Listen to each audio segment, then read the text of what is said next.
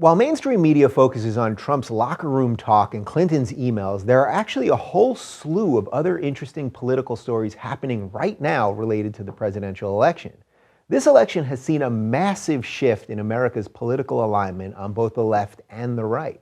On the left, we've seen a real divide between the Bernie wing of the Democrats and the Clinton camp. Bernie's message against Wall Street, money and politics, and his chastising of the political establishment has been swallowed wholly by the political Clinton machine.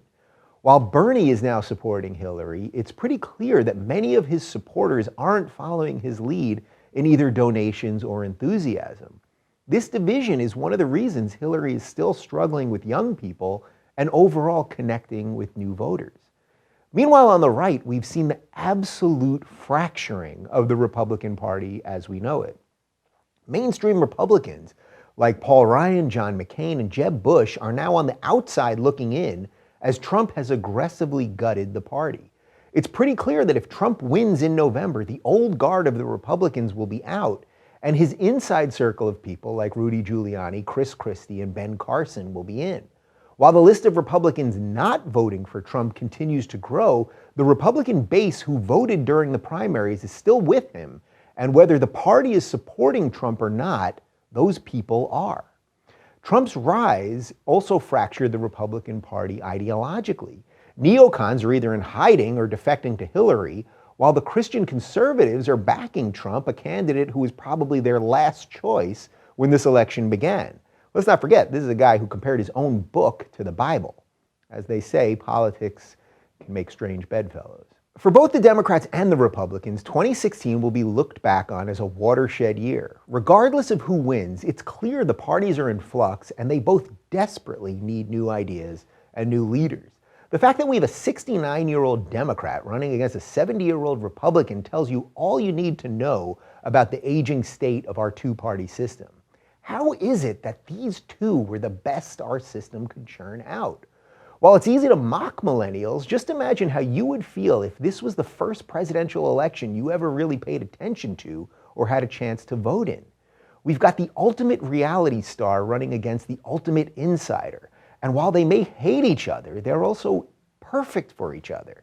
By the time this thing is over, they'll have thrown out everything but the kitchen sink, but that'll only be because they needed it to wash their dirty hands. One of the many issues which seems to have been almost totally shelved during this campaign is science. I guess in some ways, science is the obvious sacrificial lamb in an election contest focusing so much on mudslinging instead of discussing the actual issues that affect our lives. As we discussed during my chat with transhumanist Zoltan Isvan 2 weeks ago, there are so many huge upcoming scientific breakthroughs coming down the pike, from stem cell research to cloning to artificial intelligence, that we must talk about these issues now so that we'll know how to deal with the ramifications of them, both good and bad, when they're right in front of us. Scientific breakthroughs will continue to happen whether we're prepared for them or not. Perhaps we can never be fully prepared, but we at least need leaders who believe in the merits of science in the first place. My guest this week is theoretical physicist Lawrence Krauss.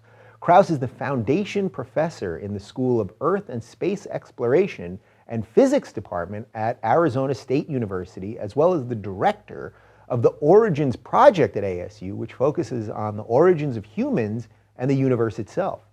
Krauss has been outspoken this election related to politics and science, particularly the seeming lack of knowledge in this department by Donald Trump. We're going to dive deep both into science and politics, as well as the many places that the two intersect. I figure if a guy can spend his adult life trying to figure out the mysteries of the universe, then maybe, just maybe, he can figure out the mysteries of our current political existential crisis.